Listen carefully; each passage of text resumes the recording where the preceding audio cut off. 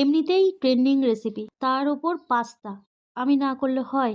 এমনি আমি পাস্তা লাভার, তার উপর এর মধ্যে পড়েছে চিজ। লোভ সামলাতে পারিনি। আর সত্যি কথা বলতে এত টেস্টি হয় না খেতে। এরপর থেকে যখনই আমি পাস্তা করব এই রেসিপিটাই করব। তো আমি যেরম যেরম ভিডিওতে দেখেছি সেরকমই করার চেষ্টা করেছি, সেটাই তোমাদের সামনে তুলে ধরার চেষ্টা করলাম। আশা করছি ভিডিওটা তোমাদের ভালো লাগবে। সবার আগে গরম জল বসিয়ে দিয়েছি, একটু গরম হওয়ার পর সামান্য নুন দিয়েছি। আমি এখানে সুজির ম্যাক্রনি ব্যবহার করেছি। তারপর ফ্রাইং প্যান বসিয়ে তার মধ্যে কিছুটা বাটার দিয়েছি। তারপর আমার কাছে স্লাইস চিজ বলতে এইটাই ছিল, তো আমি এটাই দিয়েছি।